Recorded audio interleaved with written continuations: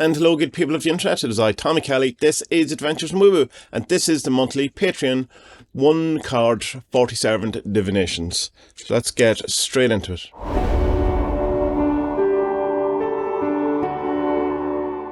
Philip Wilde. What is the solution for my current problems? The Librarian.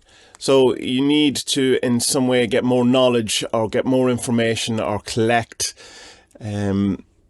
all the kind of different informations that you have and get it all in one place.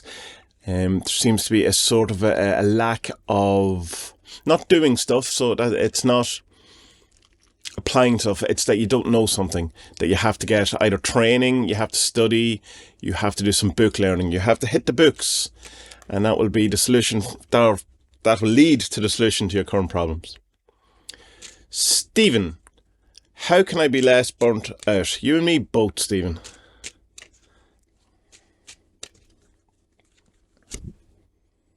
The Giver. Okay, so this would be, given that you're saying how to be less burnt out, there's something that you're giving. The Giver, of course, is quite similar, as I always say, to the Gibo rune, in that it's not just about a one-sided thing, it's two sides. The act of giving kind of creates a contract that makes it reciprocal, that there's a kind of an implication that if I give something, then the other person has to give something back. If I give you a birthday present, there's an expectation of a birthday present. If I buy you a drink, there's an expectation of you buying me a drink back, in a lot of times. And so there's something about that you're giving too much, giving that you're burnt out and you're not getting enough in return, that reciprocal relationship isn't happening, and that needs to be addressed, that you're doing too much, that you're putting too much in, or and it's not necessarily about a balance, because if it was a balance, then it would be the balancer, right? So it's something that it might be that you may need someone else to do the load for a while. You need them to pick up something. Could also be that you need to give yourself the gift of time and healing and all of those things. But it's something around the notion of give and take. And that if you're feeling burnt out, then clearly you're giving too much or you're not getting enough help. And that is the I mean, it's the obvious answer too, is it? Like, why am I burnt out? Because I'm doing too much. So the answer is stop doing so much. Easier said than done. Look for help. Look for ways in which things that you have done, we've called in favours. That's kind of the thing. Yeah. Sarah, where should my focus be on this month?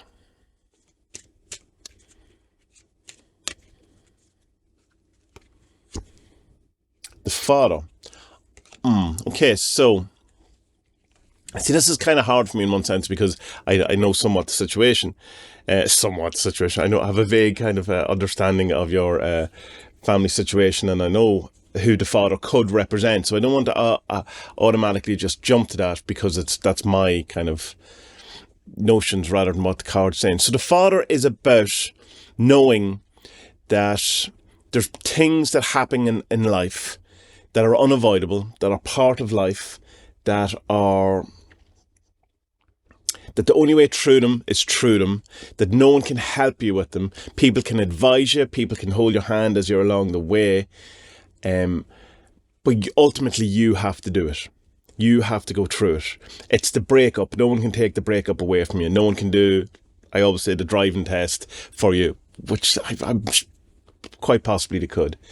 And that's the point, that if someone does do this for you, if someone, say, did ring up your boyfriend and break up with you for you, or, did the rite of passage for you, did the whatever it is, that it's incomplete, it's wrong, it's not turning out right, there's no, it's like, it's a bad version of it. It's you never complete, you never get to through the rite of passage, you never get the understanding, you never get the learning. So there's something about an unavoidable part of life, and it doesn't have to be necessarily something terrible. I mean, it can be, that you have to go to work, that you have to, if you want money and to survive, to eat and roof your head and all that. Of course we have free will, but do we? there's these type of things that and it's usually, I think, the father is around life lessons. It's not necessarily just about kind of trivial day-to-day matter. I have to do the shop and have to do that. So it's not, there's usually, there's a feeling of some sort of life lesson. There's something very Saturnian, or Saturnine. Recently I found out there's a difference between Saturnian and Saturnine, and I mean completely different things, and I'm not sure I'm using it in the right way.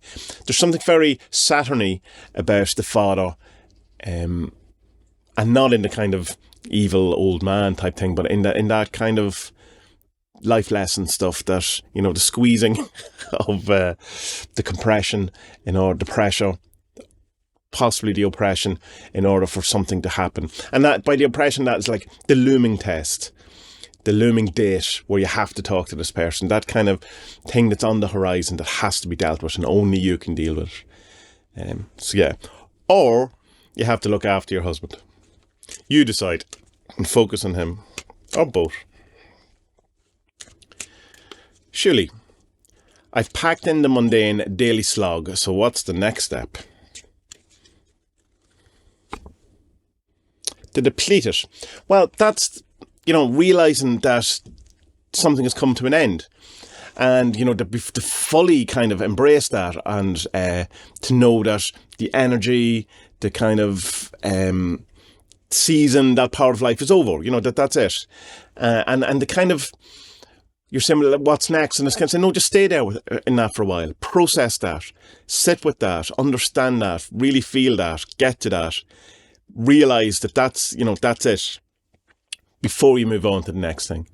Realise that the leaves have fallen off the trees in this particular thing, that that the season is over, and to fully grasp that. And it's kind of, I suppose, then alluding to the thing that you won't fully be able to move on until all of that is totally and utterly processed and understood and accepted and bathe it in for a while, or just kind of hang around in that. So don't be too kind of eager to get to the next thing, and just kind of be where you are, and just, this is where it is, and that's, that's okay. That's where it is. It's, it's like saying, oh, the winter is bad because it's not the summer. No, it's just the winter. It is where it is. The autumn, the leaves fall apart. It's just the cycle, and that's what it is. But don't jump straight to the summer. Don't jump straight to the winter. It's the autumn. Alex, what am I neglecting in my relationship with the world?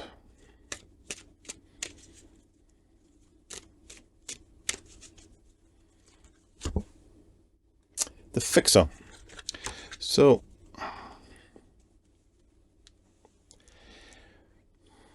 that, I suppose, in some way, that your relationship with the world is that there's a cost involved in being alive.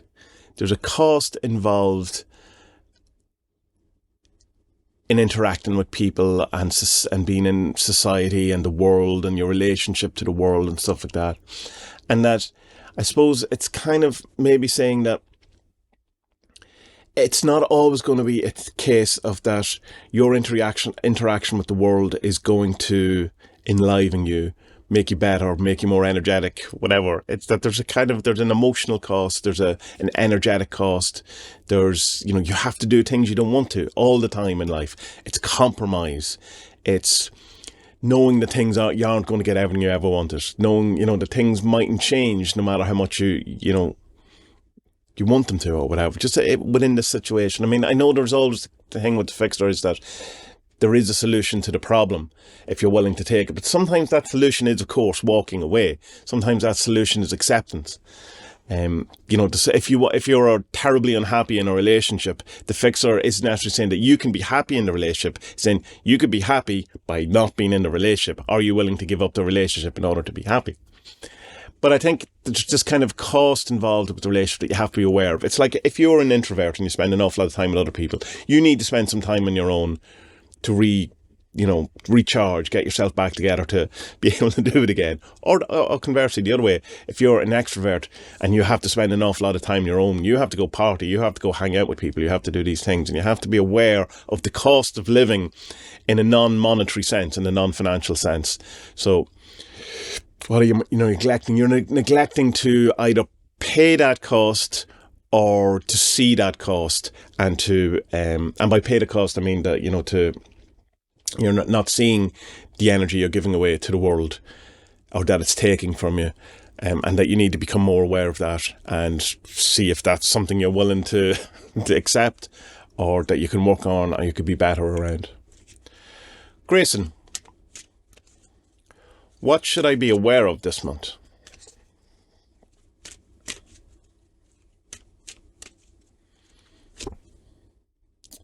Okay, so the devil. Your own personal limiting beliefs. It's you shouting at yourself. It's your inner critic. It's you saying that you can't have these things, that you're not good enough, that that's not for a person like you, that's not, you know, rather than it being the true kind of nature. It might also be the truth, but it's you wouldn't know because you have decided it's true for you. It's these kind of things that we sometimes don't even question, or we don't even know. You know, it's like the shadow work thing of repressed stuff, of feelings of worriness and all of that. You know, all that really horrible, you know, darkness, grit, this thing, and it's kind of to engage with that. It's terribly hard because to get over it means you become a different person. And we kind of want to grasp and keep and retain who we are and be solid, and, you know, some sort of solidity to our personalities or our lives or whatever, and, you know, want some kind of stability. And to engage with any kind of shadow work, while it's very hard to, one, look at how much of an asshole you can be, it can also be quite hard to realise just how much you're letting life tell you who you are, or letting life just sail past you, or not doing these things because it's not for you.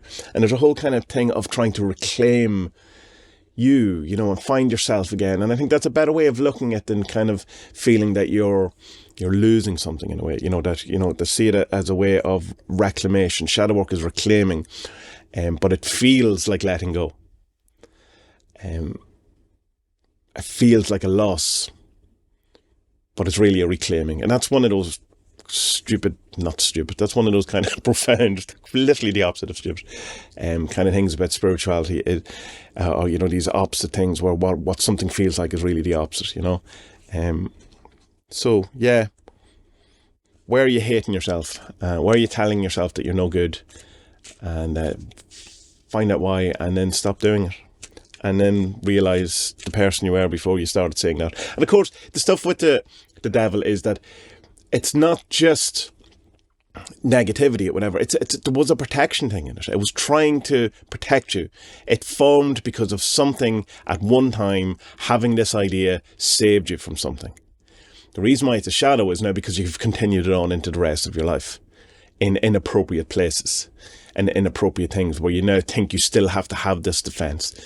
So the devil is your friend. He's just out of control. You know, he's trying to help you, but he isn't. So good luck with that, Grayson. All of that's tough. Rebecca, what do the servants think of my intention to move several hundred miles away to a different city? Okay. The Balancer. That it will bring balance to the force, that it's some way of balance. Well, it's hard. You will know what that means more than I will. It's in something to do with balance, in the sense of, are you doing too much to try to correct the wrong?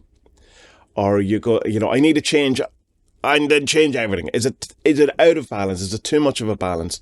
Or is it correcting something? Is moving away and doing this thing the thing that makes the balance? I can't know. You can know. So that's something you have to look at. It's something to do with balance. It could also mean to make sure that within it, that you're retaining some sort of balance, that you're not just running away, that you're not just trying to do all of the things to get there now, to hurry up.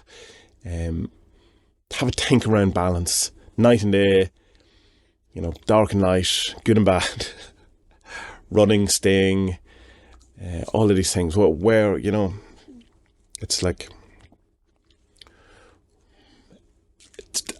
you know something more about this than I do, so I'll leave the actual insight to you. Chris, how do I keep expanding this growth that started last month? Well, that's good to hear.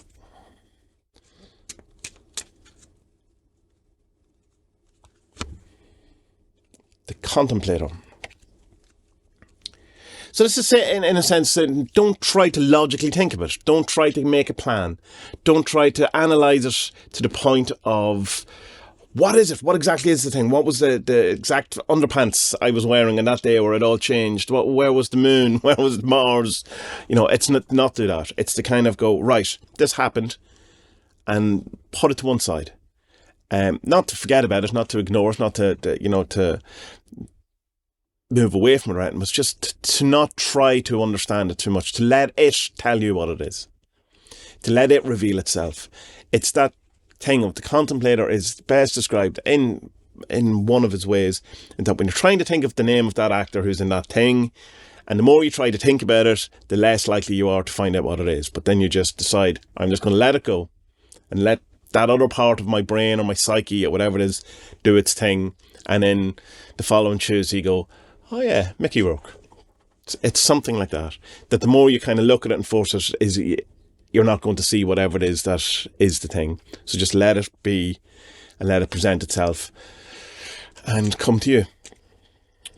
Coco, will my tattooing endeavours lead to something more?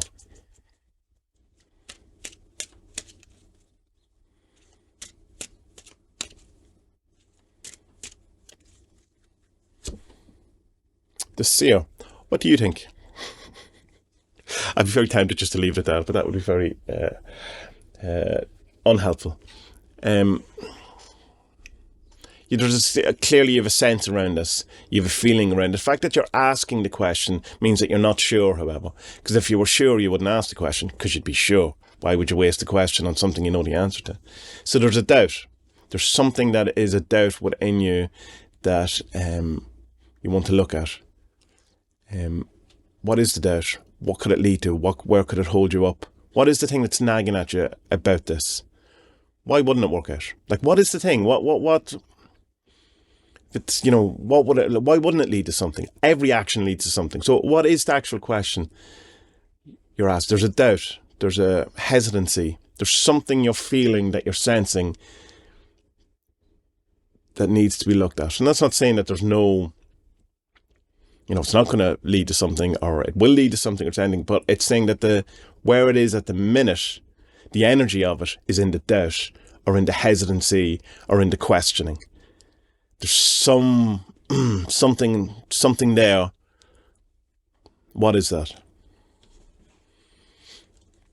His Vinceness. Where should I focus my efforts this month? I swear to God, man, if the mother comes out.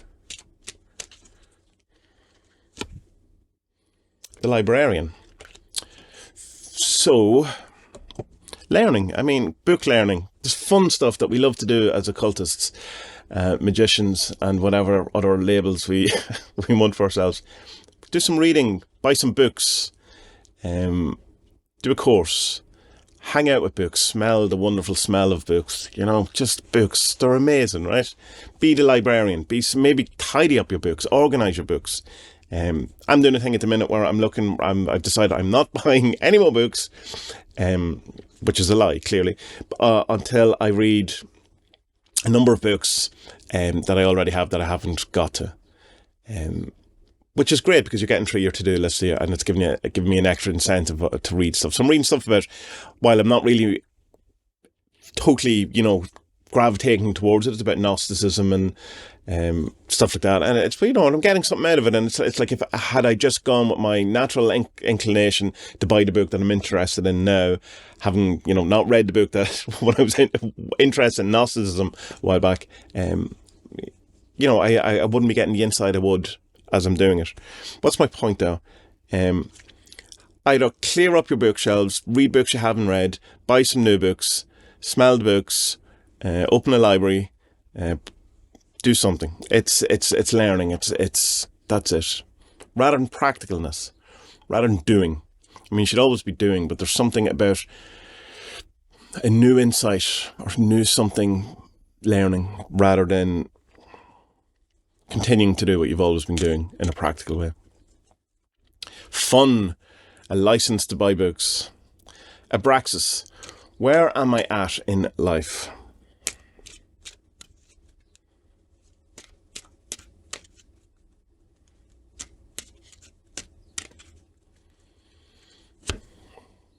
The Levitator.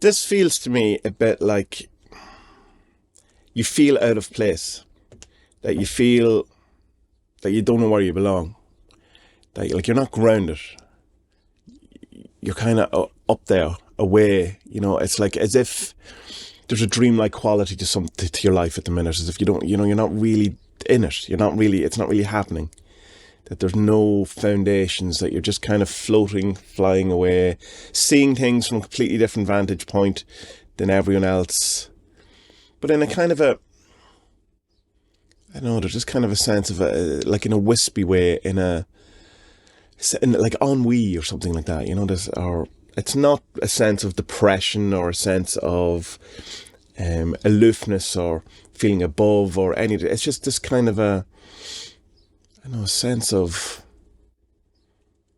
you know, like a liminal type space that you're just kind of there but not there, or something. It's very strange. Well, it's not very strange. I know the place.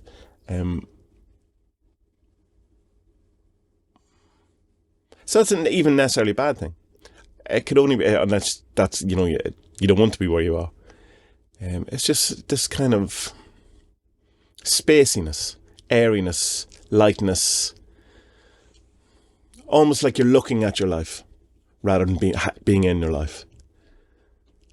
Like you're a ghost in your own life or something. Simon, what needs my attention the most this month?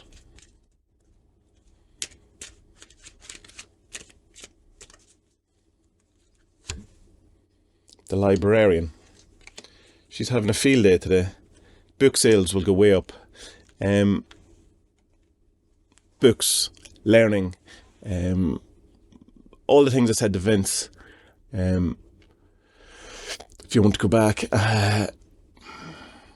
what needs the attention the most? Your library, your book collection, your be that organising it or looking. There's a book there that you haven't read, or there's something there that you need to look at. It's not necessarily, sadly, I have the feeling that it's not necessarily buy new books. There's something already there that you need to put attention on. I don't know, a book you're neglecting, a course you're neglecting, something to do with your studies you're neglecting, or that you need to give your focus to. It's like if you had a test in 6 weeks' time, it's kind of saying, you have to start getting to this now. There's a kind of something about your studies that you need to start looking at. Big O. What would be the best change I could make to address my financial living blight?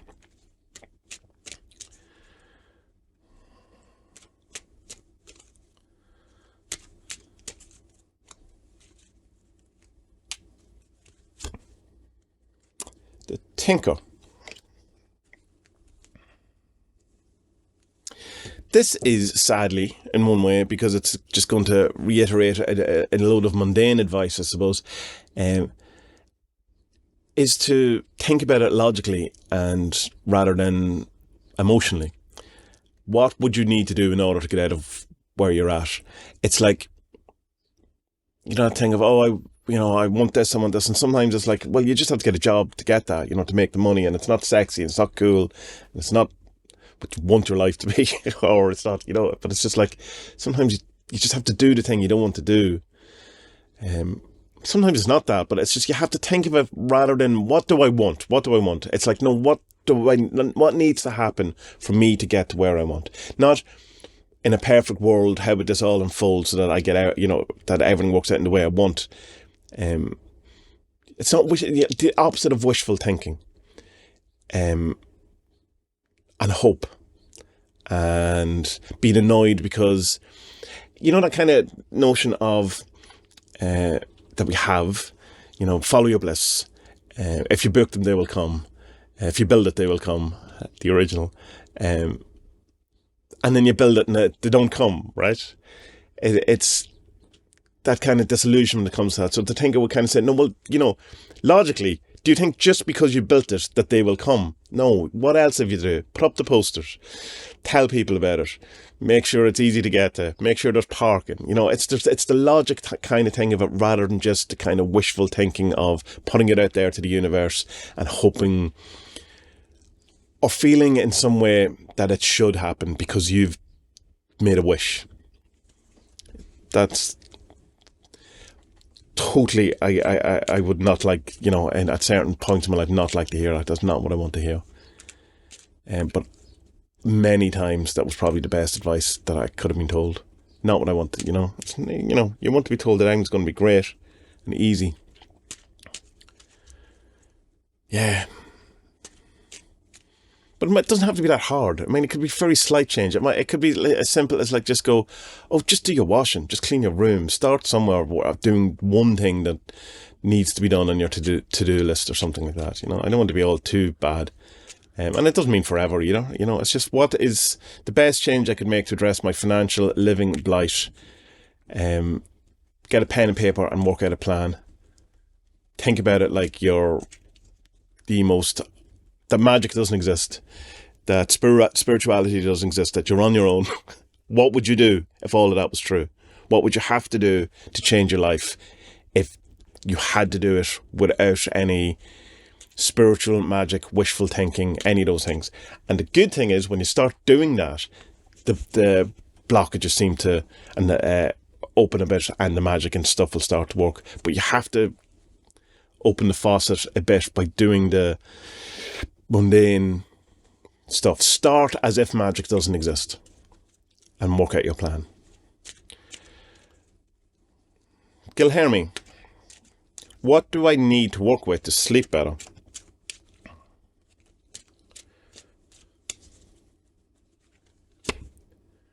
The conductor. Some part of you feels that you are not in control, and the conductor is saying that you need to take control, that you need to decide what it is that is your life. So I would assume, go back to the question, what do I need to work with to, well, the conductor, but control and not feeling that you have no say in it in some way. Yeah, it could be the sense that you're feeling, oh, well, you know, I don't have any control over whether I sleep or not. And say, no, you do have some control over it, and do have some say in it. It could be about reducing stress, the people, you know, the things that are keeping you awake. It's definitely around control, deciding what you want, rather than what other people are telling you. It's taking the reins, doing the thing. Yeah, so control. And hang around with the conductor and see if he tells you anything more. James, where should I look to stoke an intense paranoia for a script? What an amazing question. Where should James look to stoke an intense paranoia for a script? Oh, 2 cards. The idea and the father.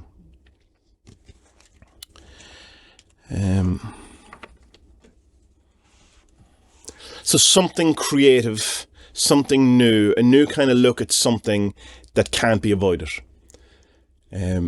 So I suppose to stoke paranoia would be that old thing of just because you think they're after you doesn't mean they're not. Something about life trials, tribulations, rites of passage, inevitable consequences of living that are unavoidable, that you have to go through and have some sort of new look at that, or a new approach, or start there and see what happens.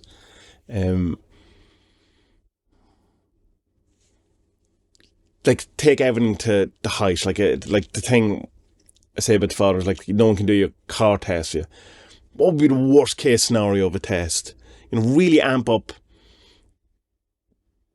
the things in life that you can't avoid to the nth degree, the highest you can, and have a new look at that. What, ask questions like, what would it be like if school was way weirder or way worse or way more intense, and then you have that would lead to something like Battle Royale or something like that, where the school kids, they're starting to school, isn't it? It's been a long time since I've seen it. Or, the Olympics, what would be the worst kind of thing that you get back past in that? And again, it's Hunger Games, which I haven't seen. I assume it's just the Olympics to kill each other. I don't know why in both of my examples it's about killing each other. Yeah, something like that. Interesting. Sue, will I be able to comfortably retire? Well, it's going to be a yes or no question. Or a yes or no answer. If I ask it that way. So I'm going to ask it in, what can you tell Sue about her retirement?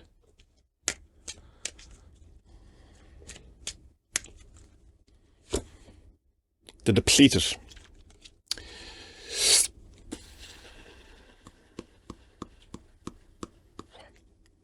I mean, the strict answer to that would be, and the very honest, quick answer would be, comfortably retire would be no.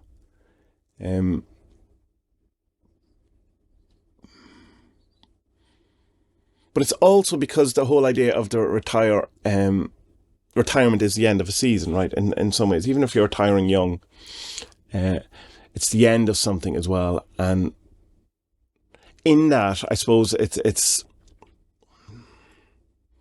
there's always going to be uncomfortableness, right? Because change is uncomfortable, and things are dying, things are ending. I'm not sure the tree exactly feels pain when the leaves come off, but there must be some kind of, if we were to put an emotion on it, it would be that kind of, it's an ending, it's a thing. So it's like, will I be able to comfortably retire? I assume you're asking is financially, although you don't say that. The literal thing, will I be comfortable? No, because it's an ending, and endings aren't comfortable. Endings are what things fall apart. Endings are endings.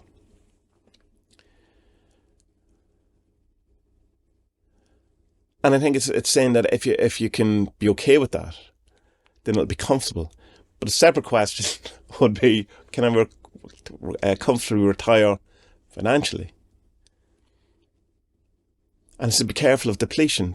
You have to be careful of... You probably could,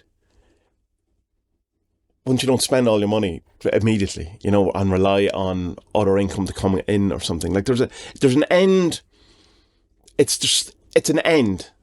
And things are running out. The energy of something is running out.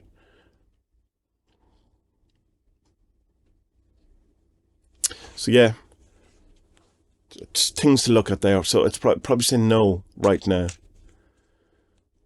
But it depends exactly on how you're defining comfortable, or what you're looking for.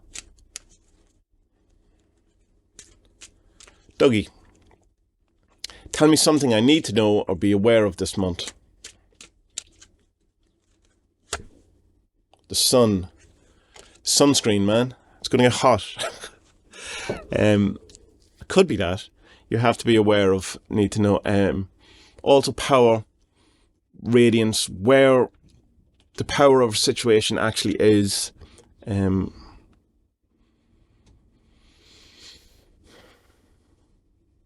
Yeah, it's it's good. It's good. You have to be aware that you've there's a lot of energy, there's a lot of power, there's a lot of brightness, there's a lot of radiance, there's a lot of light, and to capitalise on that, to be aware of that. That now's a good time to sow your seeds or plant your things. Now's a good time to do your things, be creative, because there's energy there.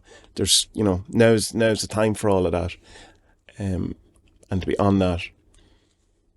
Yeah, but also be careful of the sun, and getting too close to the sun, and the wax in your wings and all that. Mr. Icarus. Jane, what can the servants tell me this month?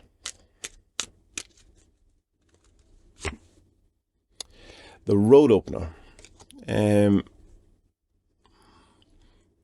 paths are opened to something that they weren't. New avenues are there. The way ahead is clear. But there's something very ill-defined about that. There's a huge choice to do whatever you want. It's like blue skies. Rather than like, oh, that particular boulder that was blocking me from this particular thing is now removed. It's like the choice is yours. Blank canvas. It's yeah, whatever. That's very freeing. There's something very relaxing and opening about that. It's like it's very nice. Pedo, what should I focus on over the following month?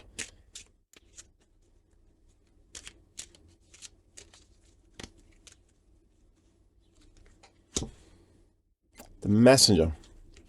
Receiving communication and your communication. What should I focus on? Being a better communicator, or understanding what people are saying to you, or telling people how you feel, or open communication channels. Should you focus on? So I would say the reason why I'm hesitant a bit, because if you're focused on like your communication, if there was a sense that you weren't speaking your truth, or needed to say something, or needed to stand up, that would be the protester, right? So it's not that you have something necessarily to get off your chest, or nothing you have to stand up about, but there's something that you have to communicate, there's something that you have to say, there's something that you have to get across, or to hear, or to accept, or... But it feels that it's you. So I don't know exactly what that is. There's something like maybe writing. I do some writing or something like that, or something creative in some way that is communicating something about you that represents you. Yeah, something like that. Rather than, I have to tell you something. It's more, no, like doing a creative act that's representing and kind of showing yourself, showing who you are. Sharon, what advice do the servants have for me regarding my magical practice in the city to which I have moved?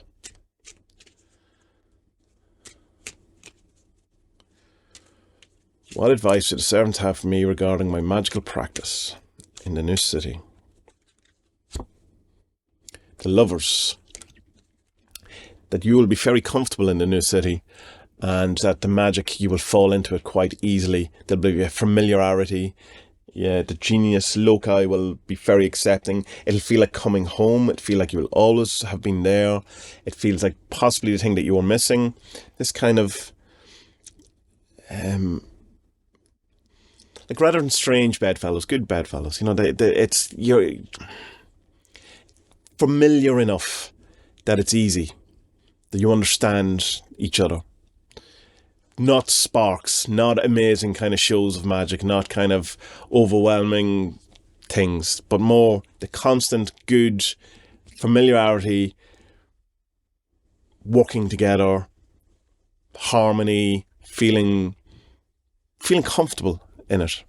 So that's pretty nice. That's pretty good.